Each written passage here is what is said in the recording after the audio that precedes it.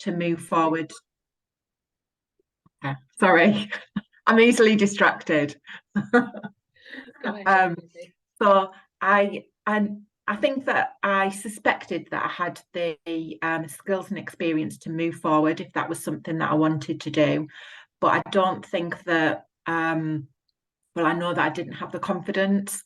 And also, I think that whilst my soft skills interacting with people, I feel are strong, I think in the way that I present myself, sometimes I don't do that in the best way.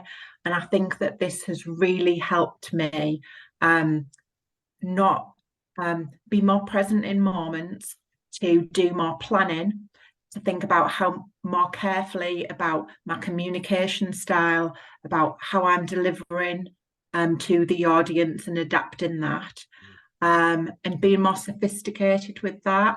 And I was really pleased yesterday because I had my one-to-one with my chief exec. I don't see him very often. We only check in once every 6 weeks.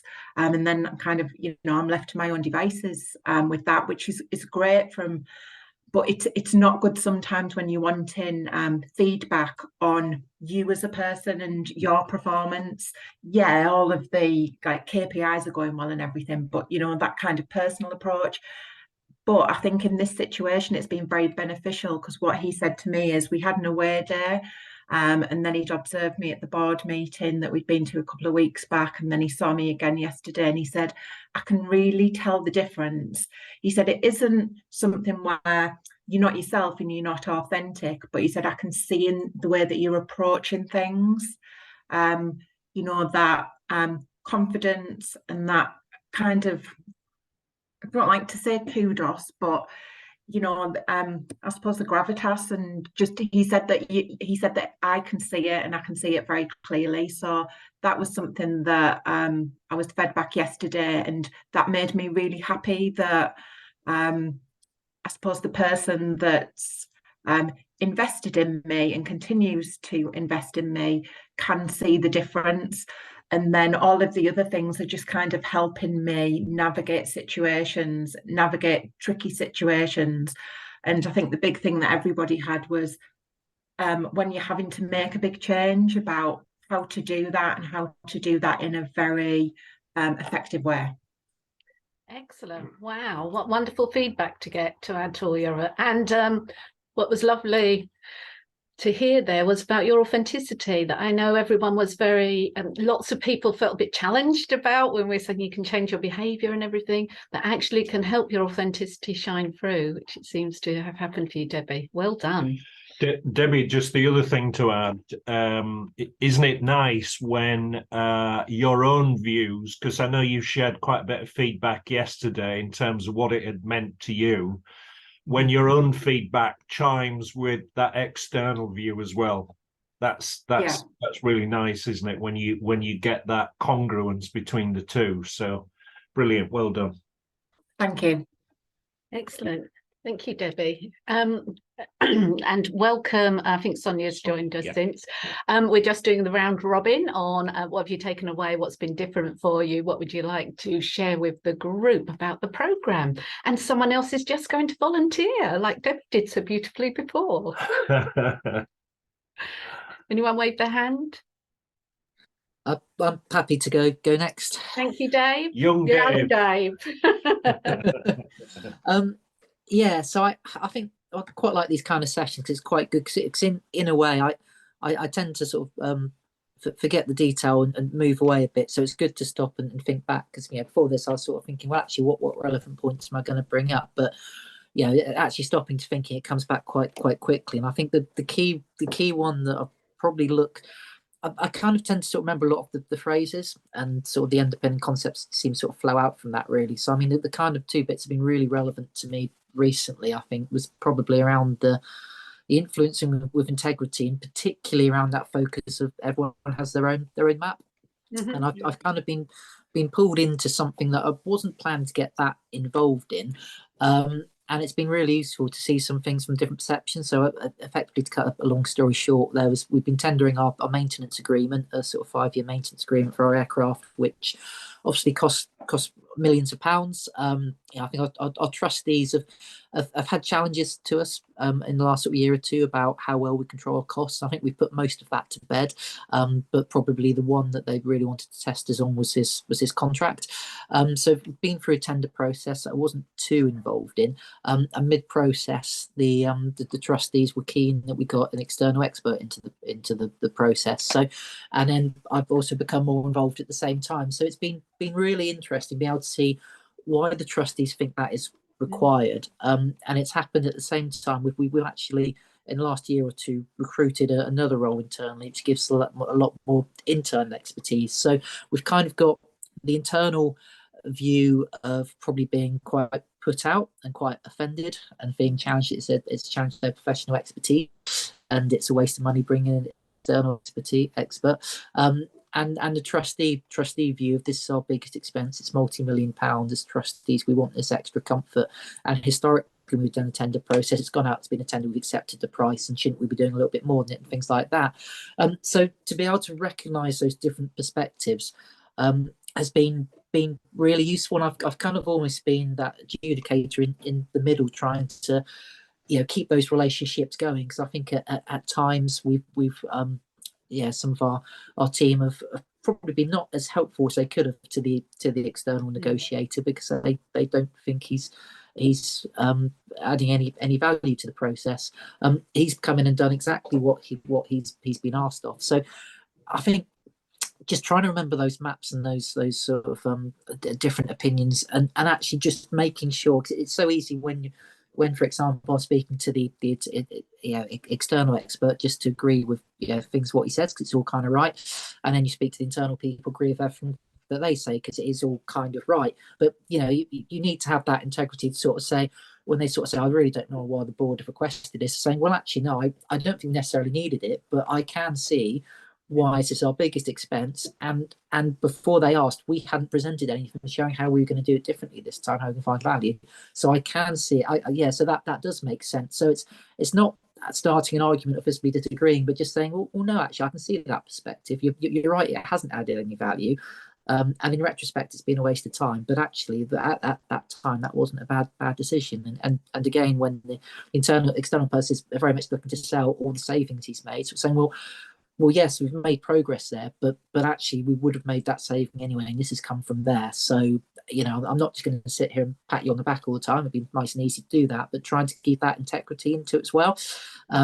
And trying to factor all that into the feedback to give the board next time, to try and give it quite evenly to both sides, because I don't want us there almost having the executive team quite sulky and offended and saying we didn't add anything, we'd have saved this anyway, but actually giving a balanced view which makes sense to trustees and doesn't offend my colleagues either. So just kind of keeping those general themes. And it's amazing how quickly it comes from sort of thinking, well, these are really useful things for me to use, to sitting there thinking, why on earth isn't the other person seeing it from these things? He should be thinking these, he should be appreciating that. Just sort of be a bit more grown up kind of thing. So it's but then of course I recognise he's got his own map, so I realise it's not quite like that. So I get a bit more balanced view.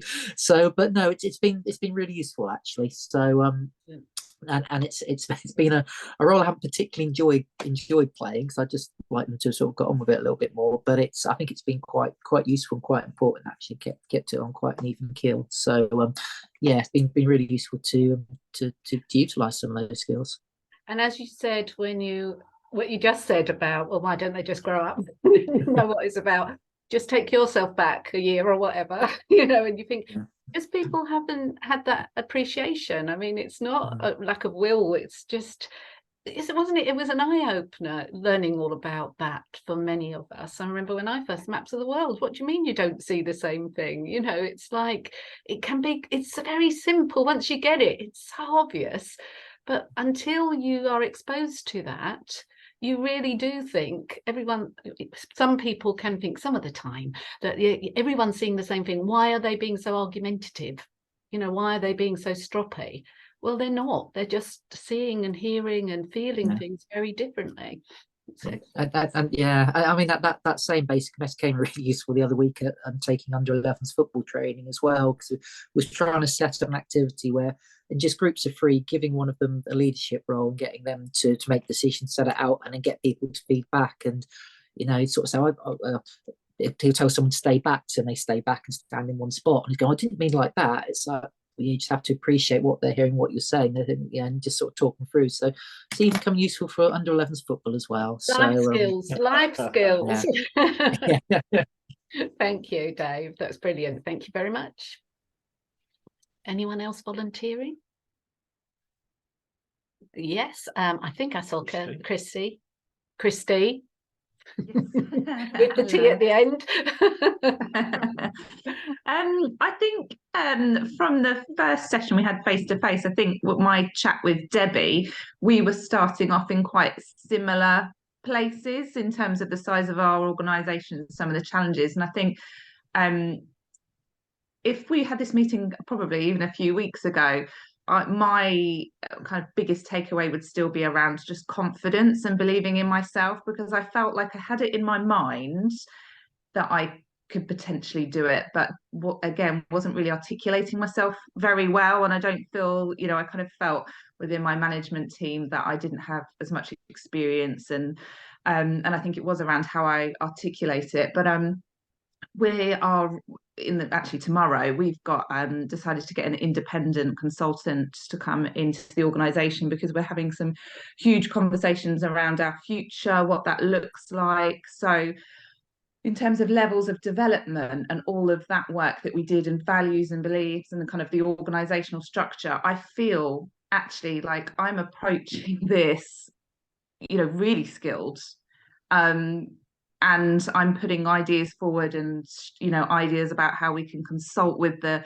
organisation and writing reports for the trustees with just a completely kind of refreshed confidence, and using language that I felt before I felt quite not immature, but, you know, I just couldn't articulate my ideas in a way that I think were taken seriously. So yeah, we've got a full day tomorrow consultation with somebody independent coming. I feel really confident and excited about it, because I know what I need to say, and I know that they're going to be able to listen and understand it in a, you know, and take it seriously, and with my colleagues as well. So that's been really, and that's my biggest takeaway. And it's obviously, you know, the benefit of that is hopefully the organisation will go through this transformation, and it'll, you know, affect every part of it. So yeah, quite a big takeaway. But like I said, a few weeks ago, I think I would have just said overall confidence, but I'm putting things into practice now. Excellent. And I suppose those two things go hand in hand. Without the confidence to express it, but then you build that confidence in being able to express it, and the response you're getting and being invited and listened to. The word credibility is coming up in my head in relation to something Debbie said and Dave said. It's like this credibility with the knowledge pool and the confidence the three of you seem to be presenting with. You know, it's that credibility that's coming across very well. Excellent, Christy. Thank you. Next, please. Hello, Jodie. Hi. You okay? So similar themes, I think, to everybody else, but I think one of the things I found most useful was like the 360 feedback exercise. So whilst I operate in quite a feedback heavy culture, I would say there was some new things in there that, you know, had not, I suppose, come up before. And I think because I'm quite a practical person, so it was good for me to be able to look at that and be like, right, well, what can I do? And so then obviously I had a plan about the different things that I could try to kind of address some of the like development areas that came up in that. So that's been really useful for me, and I've been able to actually physically do stuff, which then helps me see, you know, what I've learned and put into practice and all of that kind of thing. So there's been some stuff around like sector influence and thought leadership and that sort of stuff that I've been doing and I've committed to do sort of like monthly. There were some points in there around, because we're just going through quite a period of change at the moment. We've set a new 10-year ambition and all of this sort of stuff. So around messaging to like the wider team. So obviously like SMT and everybody's like totally on board, but then as it filters down, making sure that obviously that message is really clear.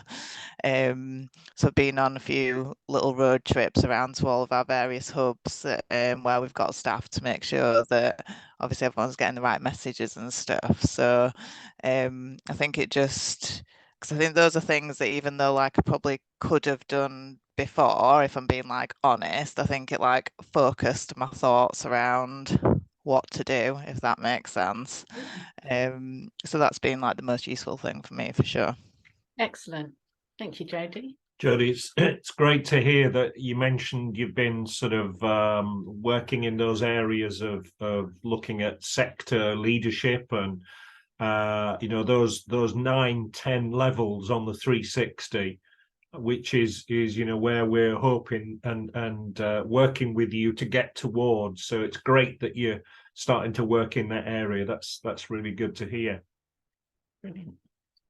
Thank you, Jodie. Next, please.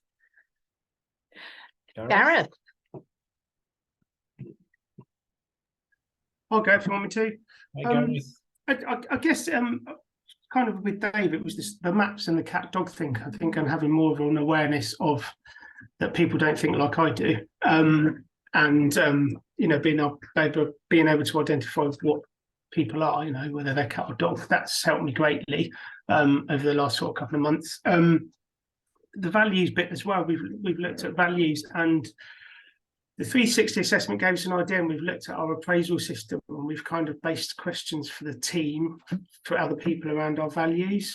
And we piloted, starting that did one yesterday, and that's kind of worked really well because it's sort of aligning our values with people and seeing what the other staff think of their colleagues, which has been quite interesting. Kind of like with Christy, we've got a new development hopefully starting this year. And the thing is, I think there's a very mixed rationale of why we're moving with our board, definitely with our board and with the wider team. So it's having the confidence to say to the board that we need a clear narrative around that. And then we've also got an external consultant coming to sort of advise us, because I've done small transformative change, but nothing on a big scale. So getting someone in to kind of support us there. So we've got a workshop with the board in a couple of weeks, and then it would bring it back to the wider staff team. So I think it's given me confidence, especially around with the board, my relationship with the board, and being able to think, well, if they don't start a drive forward, then I've got to drive things forward and be more proactive with those. So it's definitely, I think with everybody else, it's a confidence thing that I think I've gained a lot from. Mm-hmm. Excellent. Thank you very much. I think Sorrel had her hand up as well. I was just a bit too slow last time. It's all good. Yeah, I was going to sort of echo the points that Jodie was making about how valuable I found the 360 exercise. Really just as and the course as a whole, but as a tool for self-reflection and really understanding how people see me, how I see myself, and where those things are aligned and where they're different. But also in then going from that to doing the values, just having a lot more, I suppose, confidence, but just ownership of the things that are kind of key to me, and how some of those can kind of impact relationships. So I kind of went through the exercise and realised that I am very interested in, like, I put one of mine as adventure, which kind of just means like I want to take on challenges and do things that are a bit risky and try new things, and recognizing that some of the conflict that comes up in my team is because people are really risk averse and nervous to try things, and just recognizing that that is something that I want to bring in and I want to develop, and then thinking, okay, so how do we do this and how do I help to bridge those differences? That was really, really effective. But the specific piece that I've used lots and lots over the past few months is inserting that pause. So where we're speaking about our own kind of emotional reactions and things like that. And just when you're in a difficult conversation, or someone's asking you about something, or, you know, wanting an answer, just to have that little pause. And often they fill the gap and tell you the bit that you need to know. And more often you recognize how you're responding emotionally, and just inserting that pause really has helped me to not jump and say, oh, well, you just need to do this, and oh, well, and react in a kind of more emotional way, but then present more of a kind of a thought out kind of the more logic brain coming in. That's been really valuable for me, and especially just knowing that where I do bring a lot more of that like approachable behavior, saying loads of things, jumping in, to have that pause and then sit back and move towards that kind of credibility aspect of not needing to fill every single silence.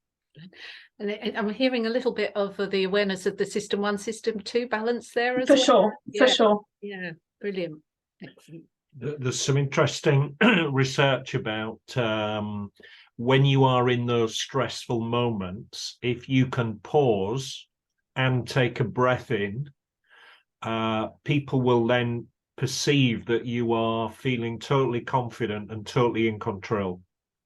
So it works internally because you feel more confident and more in control, and that's the outward projection that you're giving as well. So you're kind of sending the right signals out to people. So yeah, that's a double whammy on that one.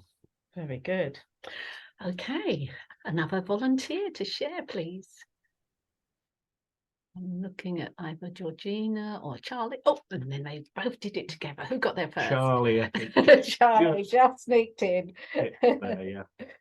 Hi everyone. Hi, Charlie.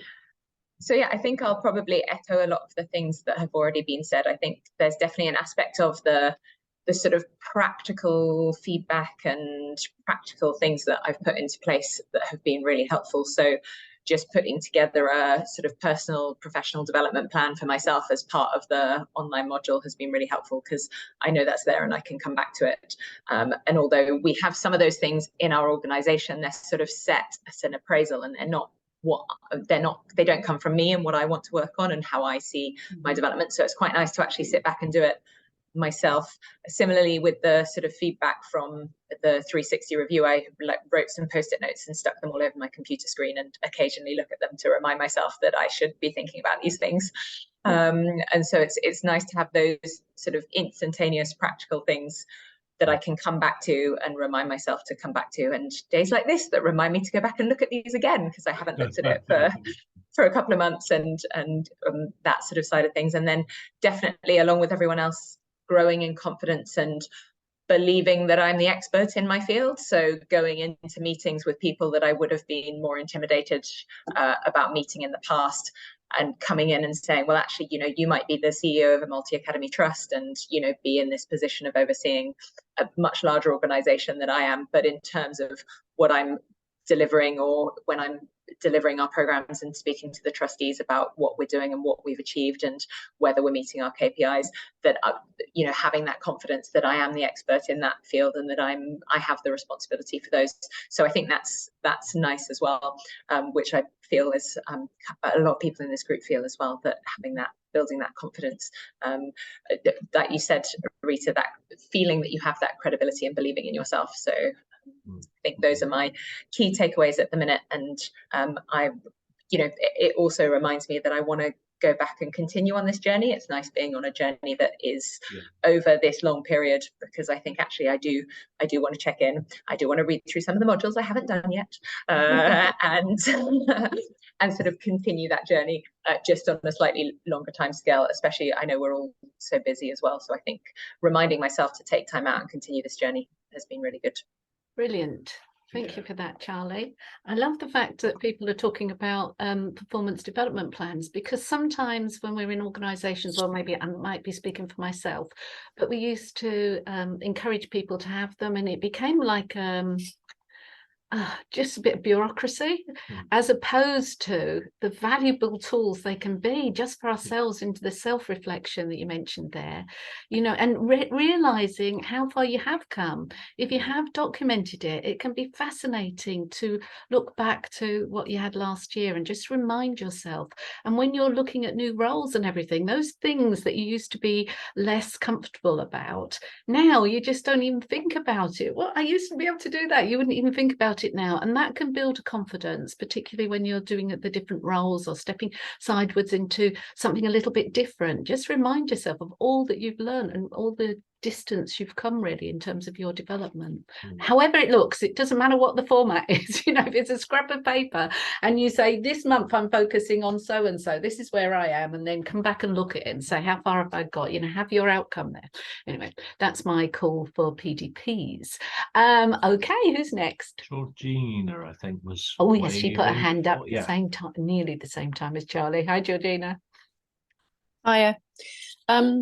I think because I work in a hybrid way, work and joined this organisation in COVID, one of the things I found really helpful was actually meeting in person and being part of a group and feeling like I'm in a cohort of other people at this sort of point in our developmental journey.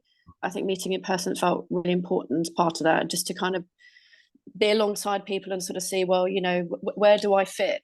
You know, am I in the right place? I think that a lot of the things we thought about were things I've thought about, but using very different language. So as you both know, I'm a therapist, so I often think about what I feel, what I notice, you know, the behaviour in others, behaviour in myself, and I kind of use it as data and try and think, well, what's it telling me? What's my hypothesis?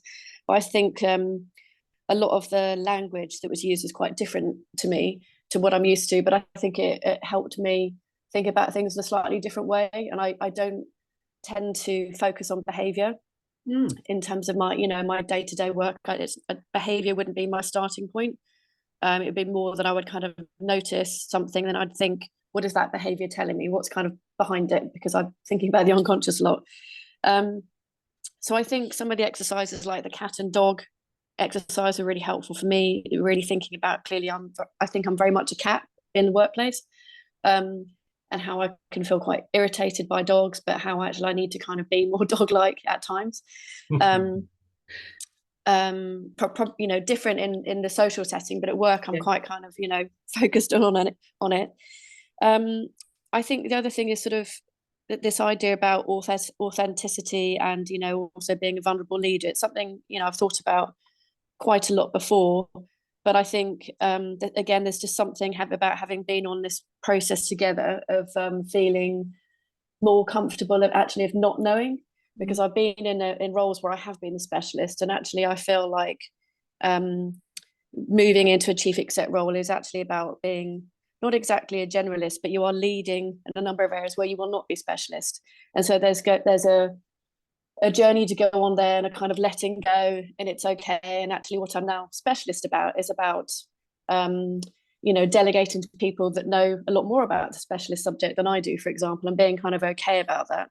And I'm in a very challenging situation in my work at the moment. And I think that I found it quite, you know, I've just been quite all kind of authentic about it, you know, in basically my chief exec is being pushed out in a very unpleasant situation.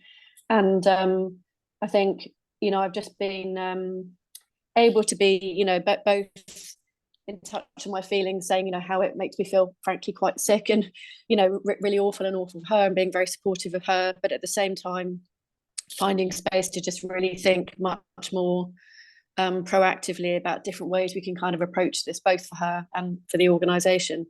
So I think it's important to have both those voices, and they're not always going to be present at the same time. And again, that to be kind of okay, that you can't put myself under pressure to kind of be on it all the time. You know, there's got to be that kind of pause, as Sorrel said, you know, just to kind of reflect and come back. So yeah, I feel like it's just been really helpful, I think, being part of this group together. I mean, I like being a member of Akivo, but I feel like there's quite a lot that's just for chief execs. And sometimes I find that quite frustrating. Like, I feel like we need a cohort of people who are not chief execs, because actually we're all doing really important roles, and chief execs really lean on us. We are the next generation. If we want to be the next generation, I feel like there's something that we need as a group. So I found it really helpful. Thank you. You're very, very welcome. I heard a little bit echoes of what Rashid was saying there as well. You know, it's okay to not know, or letting go of what was it that he said that I thought was very powerful as well, about letting go of what we did know that worked in one place, and letting go, because there was quite a lot in there, wasn't there? What was the other thing? Oh, and I just wondered, when you mentioned the cat and dog, and you said potentially the frustration of someone who is more inclined towards cat-like behaviours, to have that irritation at dogs. I wonder, just by being able to in your head do a bit of a dog catting thing, it allows that to sort of not be quite as irritating. Maybe not. And self-compassion, you don't need to know everything and do everything and sort everything out. And vulnerability, brilliant, excellent, Brilliant. We've got Fiona Fiona. and Sonia, Yes. I think. Fiona, Yeah. Yeah, so many things. I was sort of struggling to work out what thing in particular to talk about. I do go back. I was doing sort of refreshing my PDP to finish off the modules this weekend. I thought it was really useful just to come back to something we'd done at the start, the Ultimate Success Forum, and to think, actually, what's the action here that I need to do? So I'm not just reflecting, but I'm actually acting and doing and making things happen. I think some of the models, a bit like Georgina, some of the models I sort of intuitively got before, but having the framework for them has helped me to explain them to other people as well, and to share my learning, and so I've done that quite a few times with people I line manage, people who are my peers, to think about, actually, what can we do to overcome some of the different perceptions of situations, and to support and mentor them to think about, actually, maybe these big differences in opinions are not because that person's a bad person. And then of sort of at a wider organisation level, the work that we did around strategy and values has been really helpful. I think I said at the last session we were at that I sort of won over the chief executive that we needed to review our values. That's now happening in April. And I think there's a broad acceptation that our organisational mission statement is really good and really strong, but that our values are fairly meaningless. Nobody knows what they are, and we certainly don't have a shared set. And how we're going to have an organisational alignment if we don't get to grips with that. So I'm really looking forward to that bit of work next. Excellent. It's interesting, isn't it, how can we communicate if we don't have that shared language? And some of the things you've said about the models, intuitively, you said, well, you get it, but being able to share it, having the things to hang it on, the words, really, really helpful. And the images, of course. Sometimes it's helpful to draw it out with people visually. Thank you, Fiona. And Sonia, over to you. Hi everyone. I am scrambling to get to the end of this course, if I'm honest. I would say, having done the course, I have absolutely learned a lot. Every day is a school day, and I think the way that you see yourself and then the way that other people see you has been really useful, especially the cat and dog thing, which I know a lot of people have touched on. What I would say, I'm 7 months into the CEO role. I've done this. I'm also running another piece of training alongside it, and it's tough. It's really tough. And I absolutely feel like I'm totally in the throngs now of the role, really in the middle of the cyclone, so to speak. So I would just share that in terms of, obviously, your journey when you get to the CEO role, and considering what you take on when you step into it to start with. I think that I was probably quite ambitious as to what I could achieve running alongside learning the role and also training on the job at the same time. Hence the reason I've not quite completed this course yet. So apologies to Rita. that I'm a little bit behind, but it's been a great learning curve, will continue to be a great learning curve, and I've tried to embrace as much as possible as being part of the role, and learning on the job. But nothing quite prepares you for stepping into this level, but it's obviously the ultimate aim for everyone. So good luck to everyone else on their journey on this call. Brilliant. If only had enough time, we'd be inviting you along to chat to some of our other cohorts, Sonia, about the realities of stepping into the role. And of course, for some people, maybe some you know, it is many people may have, but it's very mixed in terms of that consideration about whether the CEO role is for me or not, and that's a really valuable thing to bear in mind. And again, it just reminded me of feedback from Rashid. He said, what did he say about living on top of the shop? That you really have to give it your all. And that is a powerful thing, because we talk an awful lot about finding the space and finding time to pause. And then that reality crash points that happen within the first year very often. Maybe there's a honeymoon period. I've not often heard about that from most people, but that really, because your ambition and you want it all to work, and the reason you've gone for the job and the reason people have given you the job is because of your passion and you're wanting to make things happen and make things happen fast.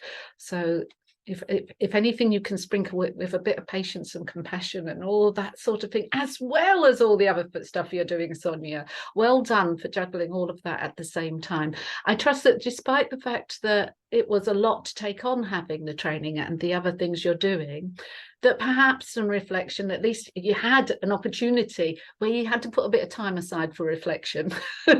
you know, it forced you to create a bit of different space somehow in the magic of your time management to be able to do that. And it's great that you are taking things along with you that you'll continue to. Yeah, no, absolutely, Rita. It's I think it's just useful to feedback what it feels like. Good. Actually doing it, because I know that everybody, and myself included on this call, this is what you aspire to. Yeah. And obviously to actively encourage everyone to continue to aspire. But I think you're right, there is a honeymoon period, and then there's a real in the midst of it, and speaking to other CEOs, and I do have a CEO network now, which I'm sure as everyone else on this call will have as they progress, and is really great to be able to talk to people at the same level within different organizations and share feedback and support from different angles. Is that yeah, it's tough, and be kind to yourself, and don't think that you can do it all, learn it all, know it all within the first few months. In fact, probably give yourself a couple of years. Yeah, that seems that's it. And also it reminds me of when we had the last workshop, you shared some valuable input from my recollection, at least, about your application for the role, and you were talking about yourself very much in it, rather than, you know, what can I do and the skills and everything, which was valuable again for everyone, I'm sure, just to have that perspective on things. I'm just going to add, one of the stated aims of the program is to give you a sense of what might be involved in a CEO role, and you know, help you make that decision as to whether you want to continue on the journey towards a CEO role or not. And we have had people on previous programs who, you know, have decided that actually, do you know what, it's not for me.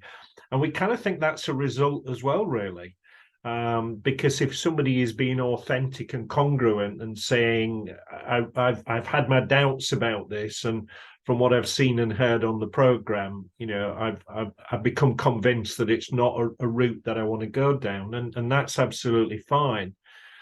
Now, I'm going to make the assumption that everybody on the program here today is still looking towards that CEO role. Is there anybody who's not still thinking of CEO as a possibility for them? Has anybody ruled it out?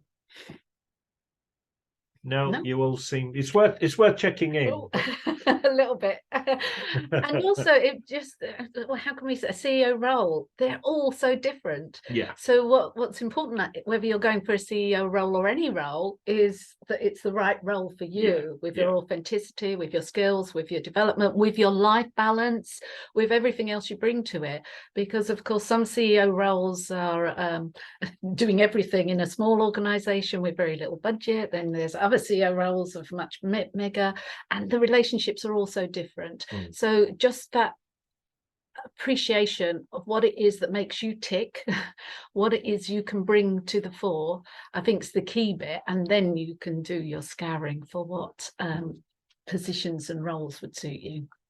I wondered actually, we know that a couple of people have changed roles as a result. I don't know if anyone on the call has. Who was it we heard from? Ed is in a new role altogether as the CEO of an organisation.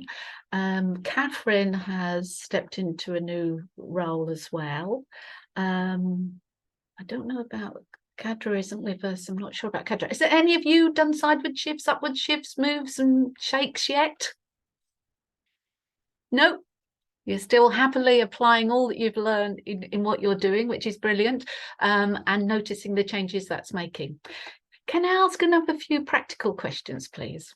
I heard some of you say about Post-it notes on your boards, and I think Fiona has gone back to her PDP. I just wondered, what have you pulled out and how you remind yourselves? So we had the ultimate success formula, we've got that pyramid of wonderful stuff, we've got all the different things about cats and dogs, we've got your own values. How many of you, if any of you, have actually created a little ready reckoner, a Post-it note, something that just reminds you of those things? None of you. I've actually printed everything out. I feel like I'm at school and doing my GCSEs. I printed them out and I put them in a folder since you sent them via email, and they were all, you know, nicely printable. I have actually printed them out because when I was referring to kind of being able to articulate what I want to say, I'm thinking, oh, I know, I can remember which module that is, and I am kind of using it as a bit of a, you know, a practical textbook that I'm carrying around, you know, not literally taking it into the office, but I've got it at home. So that's, you know, for me, been really helpful. Good. Is there someone in the waiting room? No. Marketing Teesside, admit. Debbie's not here. Debbie. She's Oh, gone. did she pop out? Yeah, She's popped back in again. Okay, Yeah. thank you. Yeah. Thank you very much. Yeah. That sounds great. I think any learning I do, I start off with the big manuals or whatever it is nowadays, the equivalent. But then to actually what's the word when you synthesize it? Is that correct word? Down into a couple of Post-it notes, you know, just have the model. You no longer need all the background to it. All you need to know, what are the 5 steps of the ultimate success formula? And just to have it, you know, just somewhere. It's a suggestion, it works for me. Maybe I'm more visual than some of you. But rather than feeling you have to go back to the whole works, what were the 3 meta programs that you found most fascinating, or, you know, that you're noticing, you know, just having that little crib sheet of, you know, 6 or 7 of them down on a tiny little bit of paper that you could just refer to, or on your mobile phone or whatever. It's just a practical way of keeping it live, because I know what has been, a number of you have said, the longevity, the fact that we have met across a period of time, I think has served us all well in terms of that development process, in terms of that refresh review. The fact we have the blended learning that is online and the in person. Yes, wouldn't it be fantastic if we could do it all in person? And wouldn't it be fantastic if we could go on for a year? But given that we can't do all that, those touch points, maybe you could decide in your PDP. I'm talking about really tangible, practical things. You know, 1 a month, pick out a topic that you just want to review. Meta programs, you just want to look at the map of the world stuff again. What are those filters about? What did that make a difference? What are my values that I haven't looked at? Let's go back. When are you going to? When have you scheduled to look back at that rating you gave to your values? Do you remember on the right hand side we said, how are you current? How well are these being satisfied currently? Have you built it into your review process that in a quarter, in 3 months' time, or in 6 months' time, you're just going to look at that again, pull it out? Of course you'll pull it out if you're feeling out of odds, because we suggested that that's a way of checking. If you're feeling stressed or anything, just go back to your values and just review that list and wonder, what is it that's out of kilter? And by identifying that one that isn't being satisfied, then you can focus. Nell said about what it's helped people do is focus on what they're going to work on. Well, when you're feeling out of sorts, when you're feeling just under the weather, when you've got a bit of a headache coming on, your back aches, or something's just not right, just wonder about those top 6 values you have and whether they're being met. And if one of them's out of kilter, what you can do about it. So doing little tangible tricks like that really, really, really help embed the learning. And bigger than any of that is you keeping in touch with each other. I think having that personal conversation is great. Like Sonia said, having that network of CEOs, and Georgina suggested that there probably isn't as much of that in the Akebo, but what could any one of you or all of you do to just get your WhatsApp group sorted so that you can throw a line to each other every so often? What about arranging a call with or without us being invited in 3 months' time from now, just to touch base again like we have now? What about joining us on is it the 28th? Yeah, so we've got the next program starting, and we're going to be down in London on the 29th now. We had to change it because of the rail strike, can you believe? Oh, so not going to join us. Which was unfortunate. But we're going to be down in London on the evening of the 28th. We'll send an email round about this, so 28th of March. And what we've done previously is just say, look, you know, we're going to be in this particular place in London. If anybody wants to come and join us for a drink and maybe a bite to eat and get the group, or as many of the group as we can together. We do appreciate that not all of you are going to be down in London. We're not usually, but so that's the 28th. So we'll put an email around about that, and you're very welcome to just come and you know, have a bite to eat and a drink with us, and that gives us another in-person session. Now, has anyone got any questions they want to ask, any comments they want to make before we close? No? Yes, Sonia? Yeah, I just wanted to ask about the in-person session on the 28th. I could have made it on the 29th. I appreciate why it's been changed, obviously. I can't make the 28th because of existing commitments. I'm conscious that, well, I think I'm conscious that I needed to attend that to be able to finish the bit that I missed originally. Sonia, just to clarify, it's on the 29th, the session. Again now, because yeah. Oh, sorry. Yes, sorry, it was going to be on the 30th. It was going to be on the 30th, and it's changed to the 29th. Yeah. Yeah, I could have made the 30th, but I can't make the 29th. Yeah. I'm not quite sure how that sits in terms of. Sonia, you reviewed all the material and we've had a conversation about it, and you've worked through everything. If you're able and feel competent in completing those modules, which I think you have done for the most part, there's just a few. And if it requires another, you know, one-to-one conversation to take you through on anything you're not sure about, I'm sure we'll be able to complete it to that standard that's required, because it's unfortunate. We would like to still offer you the opportunity for joining that day, which actually we've got the autumn dates in now. Who knows about strikes and everything else, but we have got the autumn dates that you can pencil in if you wanted to experience that as a in-person session. So if any ever queries about that, let's take it offline, but feel, you know, confident that we will be able to clear you. If there's anything you don't feel comfortable about, or anything in the feedback on those modules that we just want to double check your understanding and awareness of, we can arrange a call. Is that okay? That's great, thank you. And sorry, everyone, I just wanted to check that while I was on.